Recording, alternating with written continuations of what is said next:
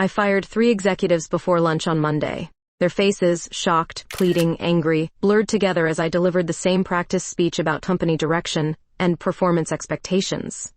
By noon, I was sitting alone in my corner office, 40 floors above Indianapolis, a half-eaten salad wilting on my desk. That's when she walked in, Bethany Hall, with a stack of resumes and those impossibly kind eyes. "Ms. Russell, your 2 o'clock is waiting."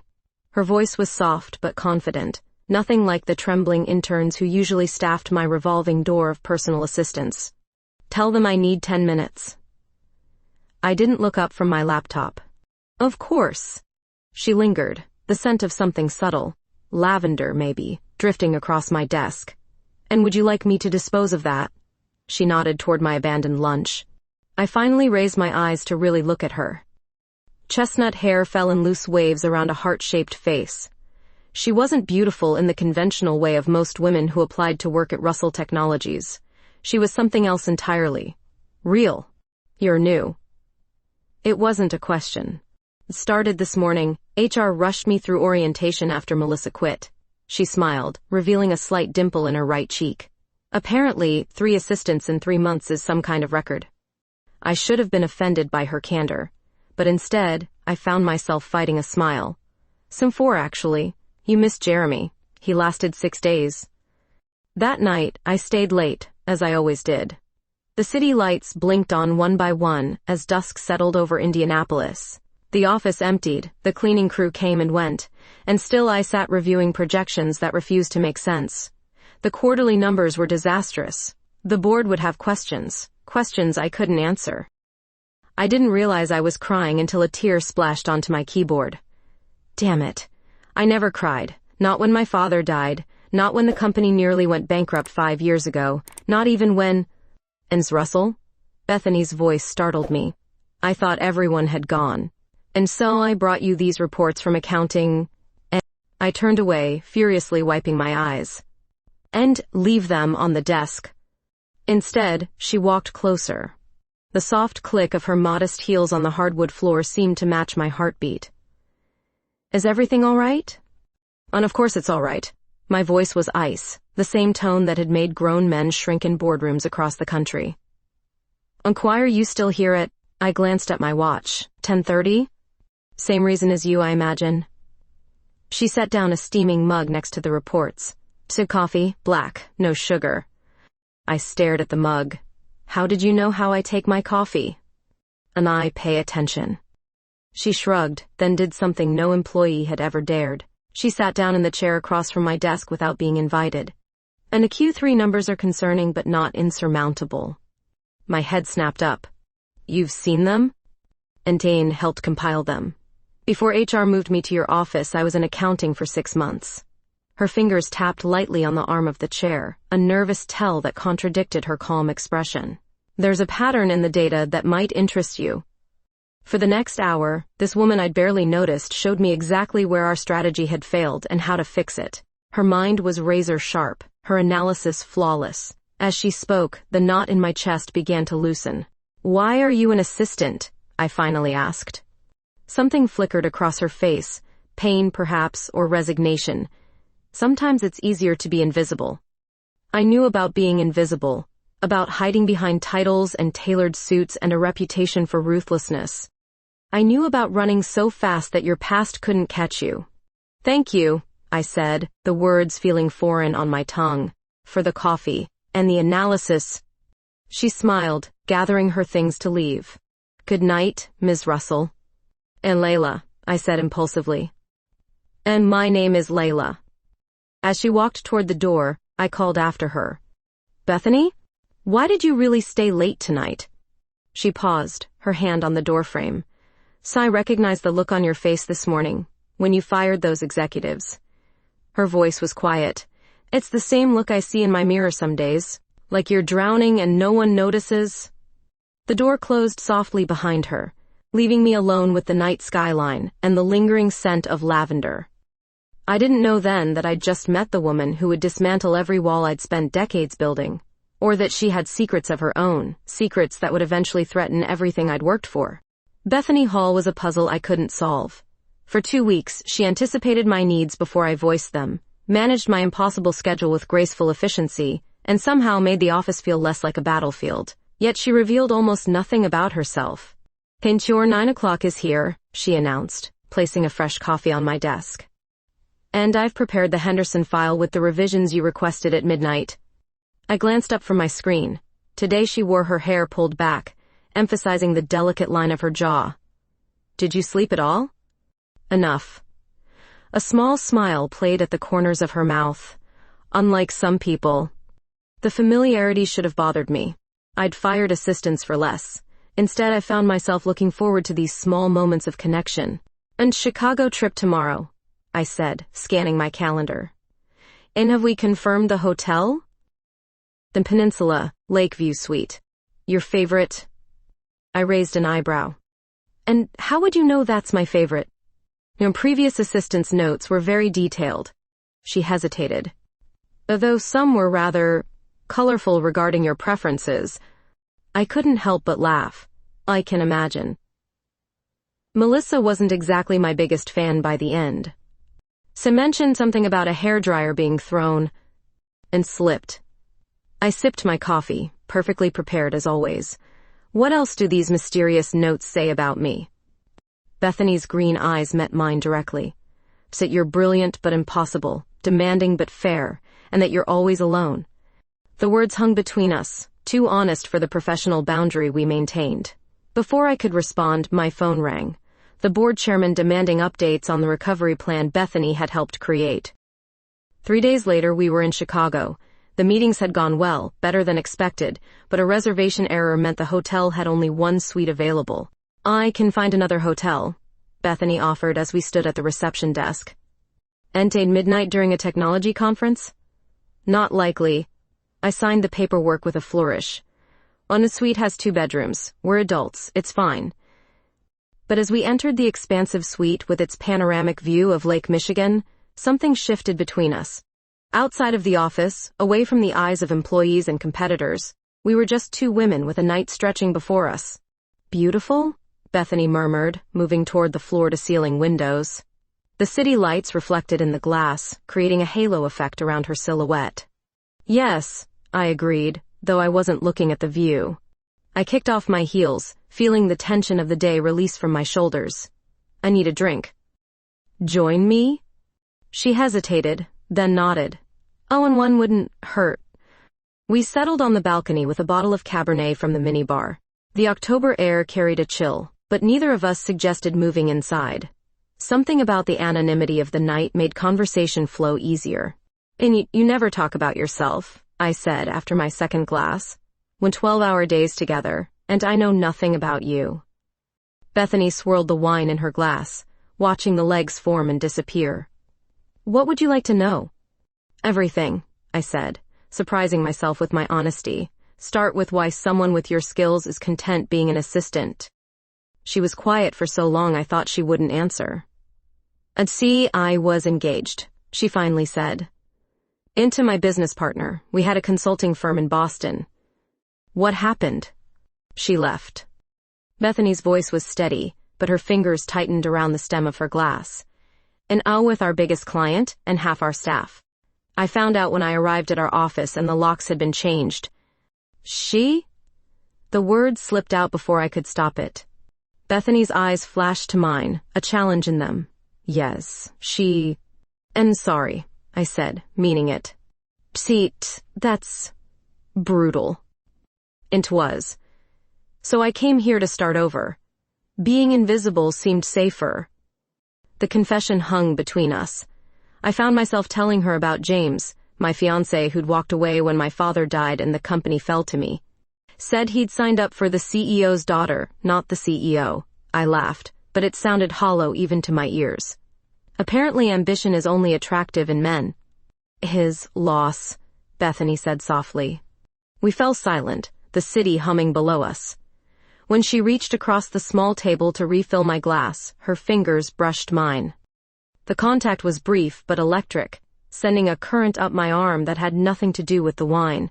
"When we should get some sleep," I said, suddenly aware of how close we were sitting, how intimate the night felt. She nodded, standing. In the doorway between the balcony and the suite, she turned. Lila? It was the first time she'd used my first name outside the office. Yes? Thank you.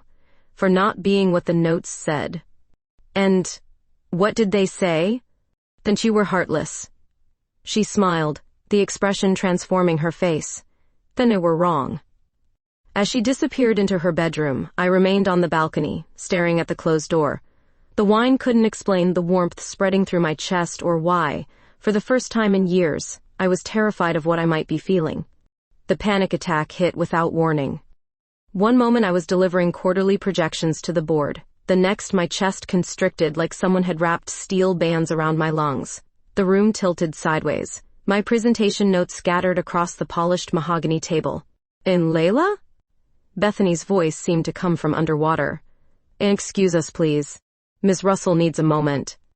Somehow she got me out of there, into the private bathroom attached to my office. I gripped the marble counter, gasping for air that wouldn't come, my reflection a stranger with wild eyes and bloodless lips. Breathe with me, she said, her hand making slow circles between my shoulder blades. Just like this, in and out. I can't. The words strangled in my throat. And you can, focus on my voice. Her other hand covered mine on the counter, warm and steady. Oi, you're safe. This will pass. Gradually, my breathing synchronized with hers. The vice around my chest loosened. Shame flooded in as reality returned, the CEO of Russell Technologies reduced to a trembling mess before her assistant. The board will reconvene tomorrow. I told them you received an urgent call about your mother. My mother's been dead for 15 years. And they don't know that. She handed me a damp towel. This isn't the first time, is it? I pressed the cool cloth to my face. Purred this month. Doctor says it's stress. And what do you say? I met her eyes in the mirror. That I'm losing control. That night, after everyone had gone home, Bethany brought tea to my office. Not coffee. A fragrant herbal blend that steamed between us as we sat on the leather sofa, where I sometimes napped during all-nighters. Have you ever considered taking a break? She asked. I laughed bitterly. Site CEOs don't take breaks. Everyone needs space to breathe, Layla. Even you. She hesitated, especially after what happened with James. The mention of his name still stung, though less than before. What are you suggesting? A spa weekend? Golf retreat? Those aren't exactly my style. Actually, I was thinking of something different. She pulled a brochure from her bag. It's a meditation retreat in Brown County State Park. 10 days of silence, reflection, nature. I stared at the glossy paper. Oh, you can't be serious. Ain't it helped me? After Boston. She tucked a strand of hair behind her ear, a rare nervous gesture. Sometimes you need to step completely away to see clearly again. I can't just disappear for 10 days. The company won't collapse without you. And you have a capable executive team. The same team I was ready to fire last month? Then the same team that's exceeded targets since implementing your new strategy. She leaned forward, her scent, that ever-present hint of lavender, enveloping me. And you're not the only one who needs this. I've been thinking of returning myself. The idea was absurd. Me in some hippie retreat sitting cross-legged and chanting, and yet the thought of 10 days away from emails, meetings, and expectations held an unexpected appeal. When? I asked, surprising us both. And they have an opening next week. Fall session. 3 days later, my Audi wound through the autumn-painted hills of southern Indiana, Bethany navigating from the passenger seat. The trees blazed in shades of crimson and gold against a clear blue sky. I couldn't remember the last time I'd been outside the city, away from glass and steel. It's beautiful, I admitted, rolling down the window to breathe in the crisp October air. Should wait until you see the sunset from the meditation hall. Bethany's face was more relaxed than I'd ever seen it, her professional mask slipping away with each mile. The retreat center appeared around a bend, a collection of simple wooden buildings nestled among maple trees. Nothing fancy, nothing pretentious. My stomach knotted with sudden doubt. I don't belong here, I said as we parked. Bethany turned to me, her green eyes serious. That's exactly why you do. Inside, a serene woman with silver hair explained the rules. No phones, no computers, no speaking except during designated periods. We would rise at dawn, meditate, eat simple meals, walk the forest paths, and learn to be still. They assigned us separate cabins on opposite sides of the property. As we parted ways, Bethany touched my arm lightly. "And trust the process," she said softly, "even when it gets hard. Especially then." That night, alone in my sparse cabin, I sat on the edge of the narrow bed and listened to the unfamiliar sounds. Leaves rustling, distant owls, the absence of city noise. For the first time in years I had nowhere to be, nothing to achieve, no one watching. I didn't know then that this retreat would break me open in ways I never expected, or that across the grounds, in her own cabin, Bethany was staring at the same stars, carrying secrets that would change everything between us. I surrendered my phone like it was a vital organ. The retreat director, Marianne, with her silver braid and knowing eyes, held out a small cloth bag. "Oh, you'll get it back when you leave," she promised, as I hesitated. "What if there's an emergency at my company?" "And you provided the retreat's landline for true emergencies." Her smile was kind but firm. "Everything else can wait 10 days. My fingers trembled slightly as I dropped the phone into the bag. Without it, I felt naked, disconnected from the identity I'd spent years building. CEO, boss, ice queen. "And the first 3 days are the hardest," Marianne said, as if reading my thoughts. "Then something shifts." The daily schedule was posted in the dining hall, a sparse room with wooden tables and benches that reminded me of summer camp. Wake at 5:30, meditation at 6, breakfast at 7:30, more meditation, walking meditation, lunch, work meditation, evening meditation, bed by 10. I hadn't sat still for this long since childhood. My body rebelled, knees aching, back screaming, mind racing through to-do lists and worst-case scenarios. During the first morning session, I counted the ceiling beams, planned a complete company restructure, and mentally redecorated my penthouse. By afternoon, I was ready to leave. I spotted Bethany across the meditation hall, sitting perfectly still, her face peaceful. She belonged here in a way I never would. The realization stung more than it should have. That evening, I walked the forest path alone, fallen leaves crunching beneath my boots. The trail wound through maples and oaks, their branches forming a cathedral ceiling of russet and gold.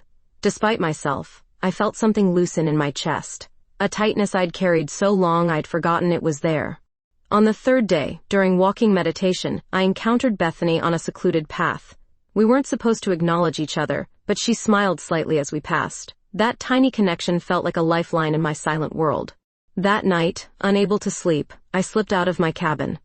The common areas were dark except for the kitchen, where a single light glowed. I found Bethany there, heating water in a kettle. "Couldn't sleep either?" I whispered, breaking the silence rule without hesitation. She looked up, surprised but not displeased. "And tea helps sometimes." "And got enough for two?" She nodded, taking down another mug. We weren't supposed to talk, but in the midnight kitchen, the rules seemed far away. We sat at a small table by the window, moonlight painting silver patterns across the wooden surface. "How are you finding it?" she asked softly. "Excruciating." I wrapped my hands around the warm mug. "Tin lightning, both?" "That's how it works." She smiled. "You have to break before you can rebuild." "Is that what happened to you, after Boston?" Her eyes dropped to her tea. "Senai was destroyed when Claire left. Not just because of us, but because I'd built my entire identity around that business. When it was gone, I didn't know who I was anymore. And now? Now I'm finding out." She looked up at me. "What about you? Who are you when you're not being Layla Russell, CEO?" The question hit me like a physical blow. "I don't know," I admitted. "It's been so long." We talked for hours, whispering to avoid waking others. She told me about growing up in Michigan, her parents' divorce, her first heartbreak in college. I shared stories I hadn't thought about in years. Summers at my grandparents' lake house, my father teaching me chess, my brief rebellion phase in art school before business called me home. "Why did you really suggest this retreat?" I asked as the night deepened around us. She was quiet for a long moment. "Because I recognized something in you. Something breaking. And you wanted to help? And maybe I wanted company." Her smile held a sadness I couldn't decipher. Breaking is easier when you're not alone. The next evening, we met again, and the next. Our midnight conversations became an island of connection in the silent retreat.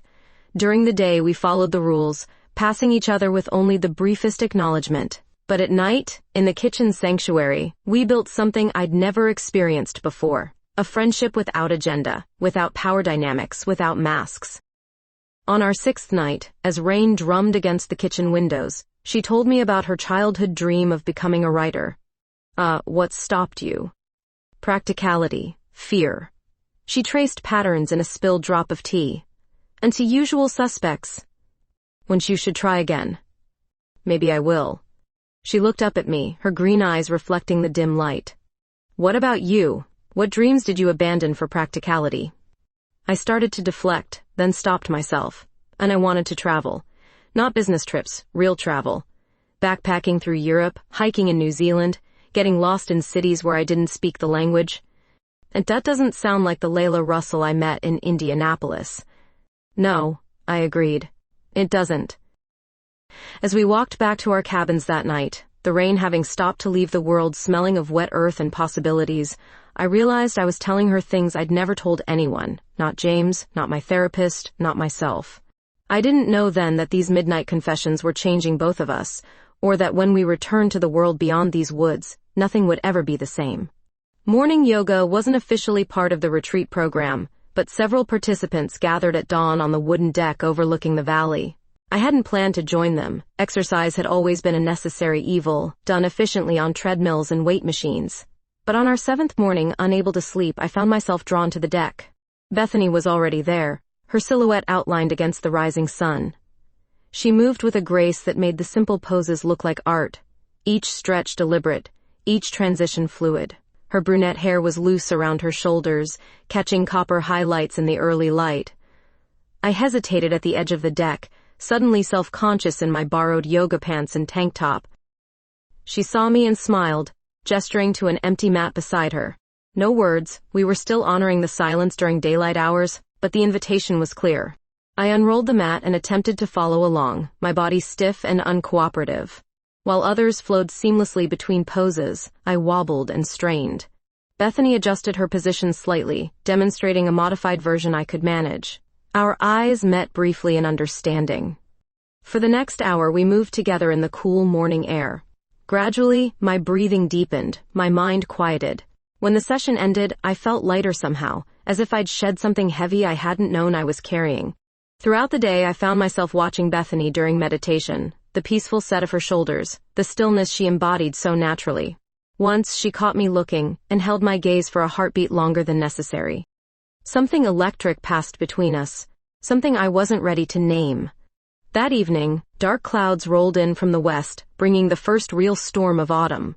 We gathered in the meditation hall for the final session, the space illuminated by lanterns as thunder rumbled in the distance. Halfway through, the lights flickered once, twice, then went out completely. Marianne's voice came calmly through the darkness. We'll end early tonight. Please return to your cabins carefully. People rose, shuffling toward the exits. I stood, disoriented in the sudden blackness, when I felt a hand touch mine, Bethany's fingers warm and certain, guiding me toward the door. Outside, lightning split the sky, briefly illuminating the path. Most retreatants hurried toward their cabins, but Bethany tugged gently on my hand, leading me back toward the now empty meditation hall. What are you doing? I whispered as she closed the door behind us. And I'm not ready to be alone with my thoughts tonight. She lit a candle she'd grabbed from a shelf, its flame casting golden light across her features. Oh, are you? We sat on meditation cushions in the center of the room as rain lashed against the windows. The storm had knocked out power to the entire retreat, leaving us truly isolated from the outside world. It's strange, I said, watching shadows dance across the wooden walls. And a week ago, a blackout would have sent me into crisis mode. Now it feels peaceful, she finished. Yes. I looked at her across the candle flame. You've done this before, haven't you? Found me in the dark. Her eyes reflected the flickering light. Maybe we found each other. Something shifted between us in that moment. the professional boundaries that had survived even our midnight conversations dissolving completely. "Tell me something you've never told anyone," I said softly. She was quiet for so long I thought she wouldn't answer. "I'm terrified of going back," she finally said. "Unto Indianapolis. To being just an assistant again." "And you were never just an assistant, Bethany." "Wasn't I?" Her voice held a challenge. "What was I to you when we first met?" The question hung between us, honest and demanding. "Unsa convenience," I admitted. "Bes in a puzzle. Then a mirror." I reached across the space between us, my fingers brushing hers, when showing me parts of myself I'd forgotten existed. The candlelight caught the tears in her eyes. "And now?" Instead of answering, I leaned forward, closing the distance between us. Her lips were soft, tasting of mint tea and possibility. For a moment she remained still, and I feared I'd misread everything. Then her hand came up to cup my cheek, and she was kissing me back with an intensity that stole my breath. The storm raged outside as we explored this new territory, her fingers tangling in my hair, my hands learning the curve of her waist.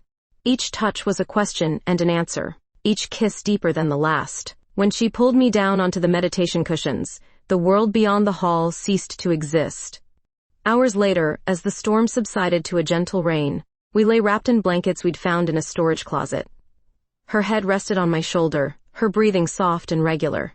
I stared at the ceiling, trying to process what had happened, not just the physical connection, but the walls that had crumbled inside me. "What are you thinking?" she murmured against my skin. "And I don't know how to go back." I stroked her hair, marveling at its softness, into who I was before. She propped herself up on one elbow, studying my face in the dying candlelight. "Maybe you don't have to."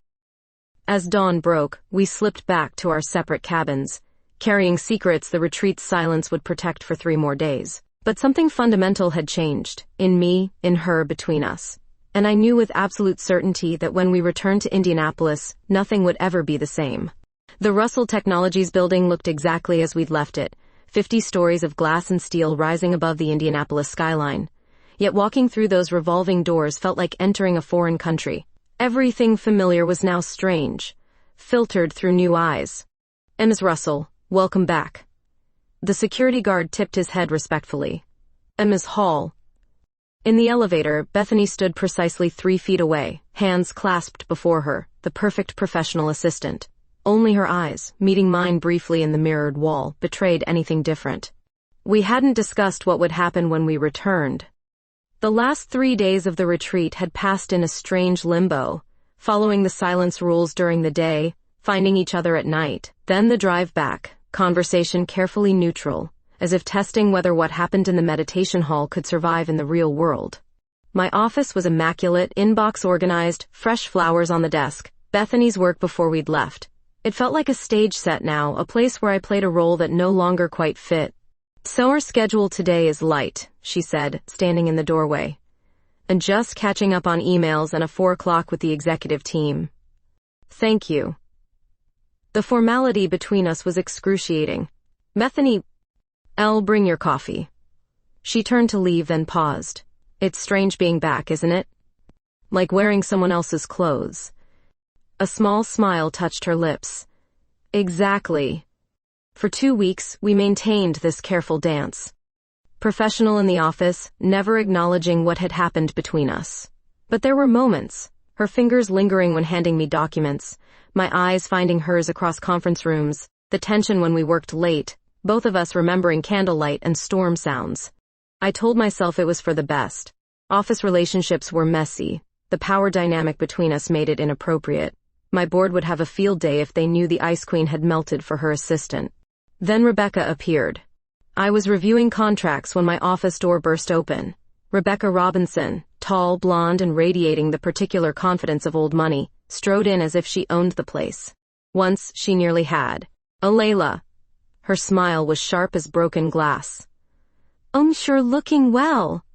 I kept my face neutral, though my heart hammered against my ribs. "To Rebecca, this is unexpected." "Is it?" I left 3 messages. She settled uninvited into the chair across from my desk. A new assistant isn't as efficient as she thinks. What do you want? And direct as always. She crossed her legs, the movement deliberately slow. And I want what's mine. Nothing here is yours. I kept my voice level. We settled that when you walked away. Did we? She leaned forward. I've been thinking about us, Layla. About the mistakes I made. The intercom buzzed before I could respond. Bethany's voice, cool and professional, and M's Russell. Your 3 o'clock is here early. Shall I ask them to wait? I pressed the button. Send them in, please. Rebecca's eyes narrowed. Still hiding behind your assistants? Still mistaking courtesy for weakness? I stood as Bethany opened the door, client in tow. Rebecca left, but not before trailing her fingers across my desk in a gesture of possession that made my skin crawl. I'll call you. We have unfinished business. That night, I stayed late, trying to focus on work instead of Rebecca's unexpected appearance. The office was quiet, most employees long gone, when Bethany appeared in my doorway. And Shu should have told me she called, I said without looking up. She didn't. Bethany entered, closing the door behind her. Not through any official channels. I finally met her eyes. Then how did she know I was back? See, she's been watching the building. Security mentioned it. She moved closer. Who is she, Layla? My past. One I thought was buried. I rubbed my temples. Aunt Rebecca Robinson. We were involved before James. It ended badly. Define badly. Sintrichi tried to take control of my company through a series of shell corporations. When that failed, she tried blackmail. The memories still stung, and she knows things about me that could damage my reputation with the board. Bethany's expression hardened. What does she want now? Many. The company. Revenge. With Rebecca, they're all the same thing. 3 days later, Rebecca made her next move at the annual Tech Industry Gala. I was speaking with investors when she appeared at my elbow, champagne in hand. You're avoiding me, she murmured, smiling for the benefit of onlookers. And working. Always working. Her fingers brushed my arm. Remember when you used to play too? Before I could respond, Bethany appeared beside us, elegant in a simple black dress I'd never seen before. Inez Russell, the CTO of Meridian, is looking for you. Her voice was professional, but her eyes, meeting Rebecca's, held steel. Rebecca's smile turned predatory. And you are? Bethany Hall, Ms. Russell's executive assistant. Ah. Rebecca looked between us, something calculating in her expression. Another pretty assistant. You always did have a type, Layla. I felt rather than saw Bethany stiffen beside me. If you'll excuse us, she said, her tone perfectly polite while her eyes flashed warning. As we walked away, Rebecca called after us. Ask her about Boston, assistant. Ask her what she really ran from. Later, as the gala wound down, I found Bethany on the terrace, staring out at the city lights. I'm sorry about Rebecca, I said, joining her at the railing. Is it true?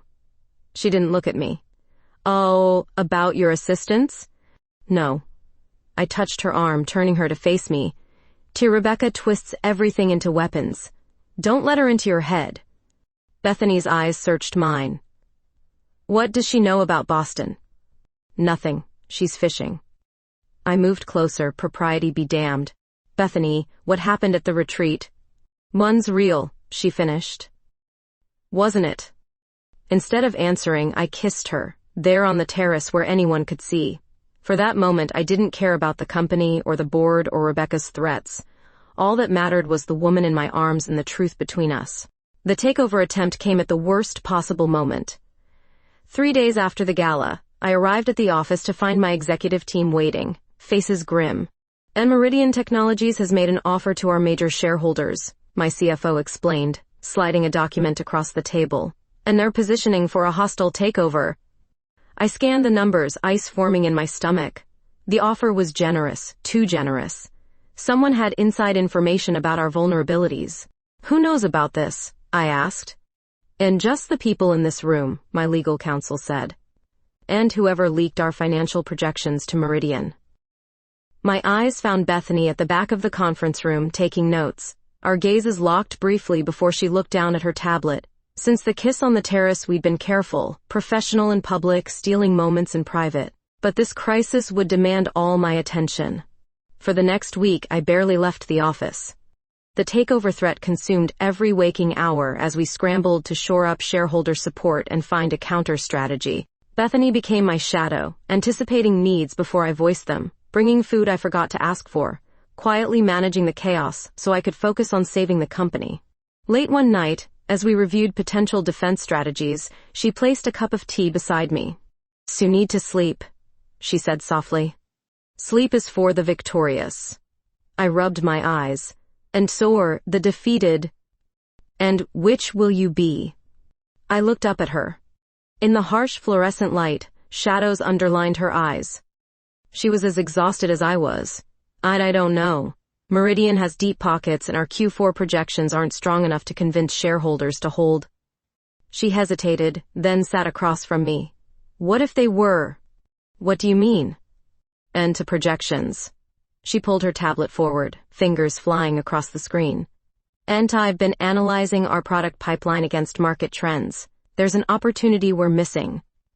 For the next hour, she outlined a strategy so innovative yet practical that I could only stare and wonder. This wasn't the work of an assistant. This was executive-level business development from someone who understood both our company and the market with remarkable clarity. "Where did this come from?" I finally asked. She met my eyes steadily. "I told you I had a consulting firm in Boston. What I didn't mention was that we specialized in tech sector turnarounds." "Kate, why didn't you say something sooner?" "Because I wasn't ready."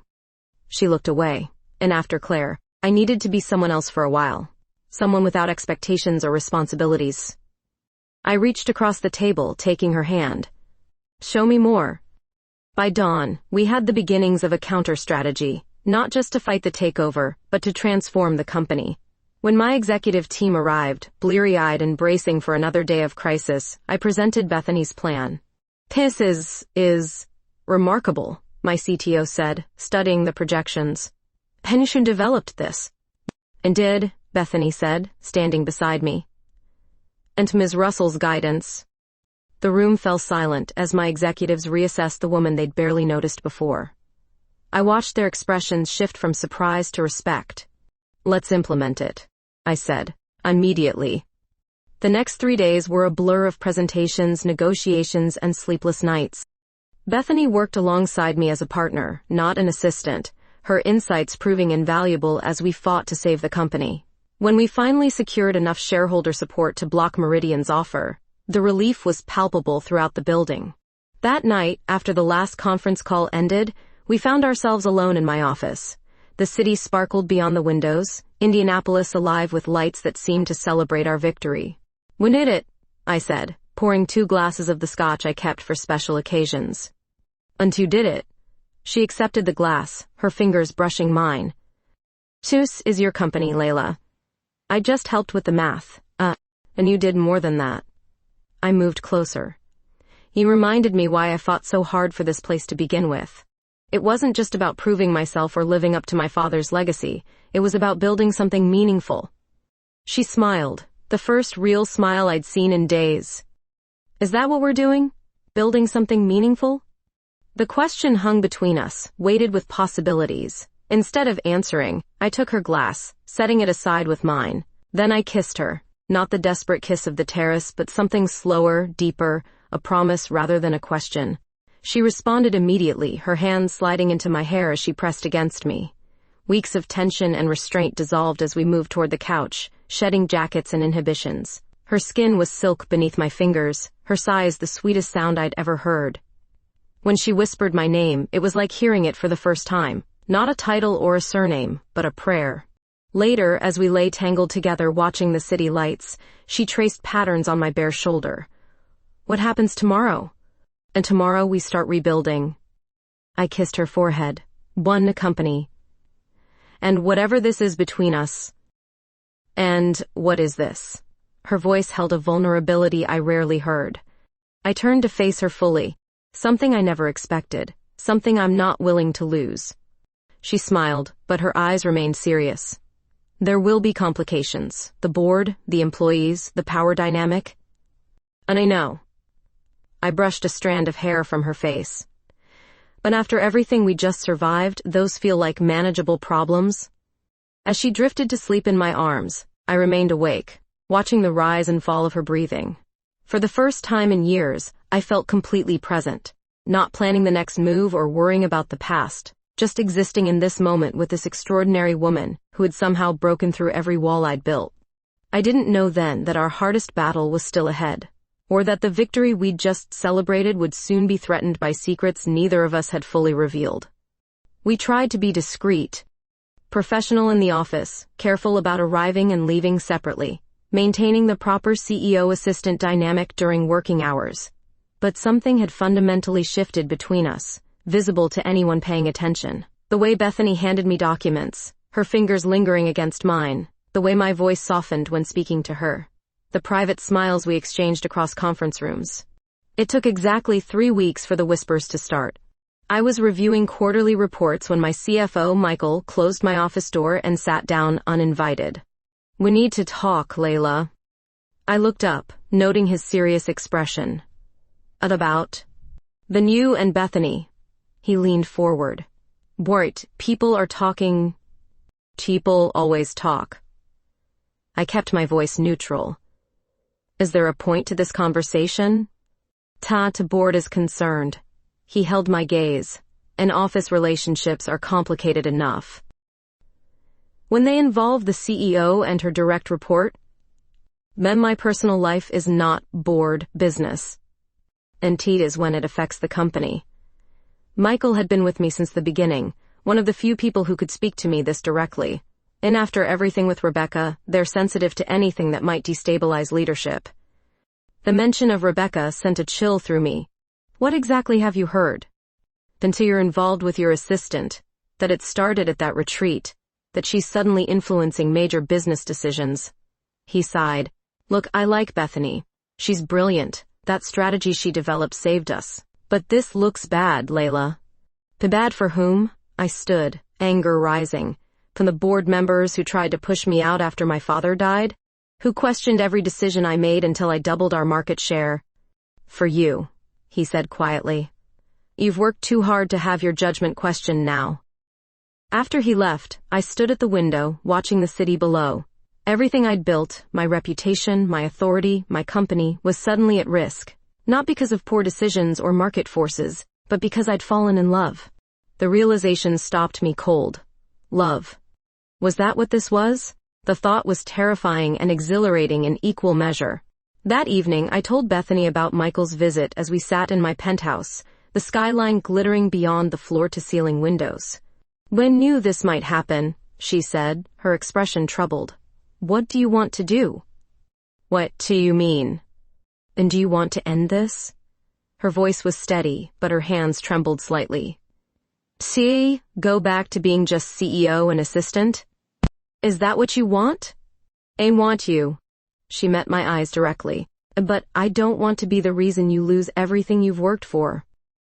I moved closer, taking her hands in mine. "Oh, you're not something I'm willing to sacrifice for the company. Then a board might not give you a choice." She was right, and we both knew it. The next morning, I called an emergency board meeting. As I prepared my remarks, Bethany knocked on my office door. "Whatever you're planning, don't do it for me," she said. "And I'm doing it for us." I straightened my jacket, and for myself. The boardroom fell silent as I entered. 8 faces turned toward me, expressions ranging from concern to curiosity. I remained standing at the head of the table. "And I understand there are concerns about my personal life," I began. "Let me address them directly. Yes, I am in a relationship with Bethany Hall. It began after we returned from the meditation retreat, and it is serious." Murmurs rippled around the table. I continued before anyone could speak. "And I recognize the complications this creates, which is why I've made a decision." I took a deep breath. "And effective immediately, Bethany will no longer report to me. She'll be appointed Director of Strategic Initiatives, reporting to our COO. "That's a significant promotion," one board member noted. "And based on significant contributions," I countered. The strategy that saved us from Meridian's takeover was her work. She has the experience and skills for this role. And if we don't approve this restructuring? Asked Rebecca's father, the most conservative voice on my board. And then you'll need to find a new CEO. The words came out calmer than I felt. And because I won't choose between my personal happiness and this company. Silence fell. I'd just played my strongest card. The knowledge that after saving the company from takeover, my position was more secure than ever. Still, the tension in the room was palpable. Finally, our chairman spoke. I move. We approved the restructuring and the appointment, contingent on HR establishing appropriate reporting lines and conflict of interest protocols. The vote was 7-1, only Rebecca's father dissenting. As I left the boardroom, I felt lighter than I had in years. For the first time since taking over the company, I'd chosen my own happiness over expectations. The cost remained to be seen, but in that moment it felt worth any price. I found Bethany waiting in my office, her face anxious. How did it go? Congratulations, Director Hall. I smiled. You've just been promoted. Her eyes widened. Layla, you didn't... Sainted exactly what I should have done weeks ago. I moved closer. And recognized your talent officially, and removed the power imbalance between us. The board agreed? Then didn't have much choice. I took her hands. I made it clear you were non-negotiable. She kissed me then, right there in my glass-walled office where anyone could see. For once, I didn't care who was watching. That night, as news of the restructuring spread through the company, my phone rang. Rebecca's name flashed on the screen. I let it go to voicemail, focusing instead on the woman beside me, the woman who had somehow become more important than the empire I'd spent my life building. Whatever storms lay ahead, whatever price we might yet pay for choosing each other, I knew with absolute certainty that I wouldn't regret this decision. 6 months can change everything. Spring arrived in Indianapolis, bringing new beginnings in more ways than one. Bethany's office on the executive floor had a view almost as good as mine, a physical reminder of how much had shifted since that autumn retreat. Her transition from assistant to executive had been remarkably smooth. Those who'd whispered about favoritism fell silent when her strategic initiatives increased our market share by 12% in the first quarter. She'd earned her place at the leadership table through brilliance and determination, qualities I'd seen from the beginning but others were only now recognizing. And a Wilson contract is signed, she announced, walking into my office without knocking, a privilege only she enjoyed. Our CEO said your presentation sealed the deal. Our presentation, I corrected, looking up from my laptop. And her market analysis was what convinced them. She smiled, perching on the edge of my desk. In her tailored suit and with her newfound confidence, she looked every inch the executive. Sometimes I barely recognized the quiet assistant who had first walked into my office nearly a year ago. Have you thought more about my proposal? She asked. And I have. I closed my laptop. And I think you're ready. Her face lit up. Oh, really? And Hall Consulting has a nice ring to it. I reached for her hand. Though I'll miss having you down the hall. And I'll still be consulting for Russell Technologies. You'll see plenty of me. Her fingers intertwined with mine. But I need to do this, Layla. Build something that's truly mine. I understood completely. After watching her flourish these past months, I knew she needed her own space to grow, professionally and personally. The decision to support her new consulting venture had been surprisingly easy. Perhaps because I finally understood that loving someone meant wanting their success as much as your own. That evening, we drove out of the city, heading south toward Brown County. The meditation retreat had become our occasional escape, a place to reconnect with each other and the clarity we'd found there. So, remember our first trip? Bethany asked, as we wound through hills now lush with spring greenery. And I was so nervous about suggesting it. And I was terrified of being still for 10 minutes, let alone 10 days. I reached across to take her hand. And best decision I never wanted to make. Marianne greeted us warmly at the retreat center, now familiar with our occasional weekend visits. Your usual cabin is ready, she said with a knowing smile. A forest is beautiful this time of year. We settled in, changing from business attire to casual clothes before heading out on the trails. The woods were transformed from our first visit. What had been autumn's fiery display was now spring's gentle awakening. Wildflowers dotted the path, and new leaves created a canopy of delicate green above us.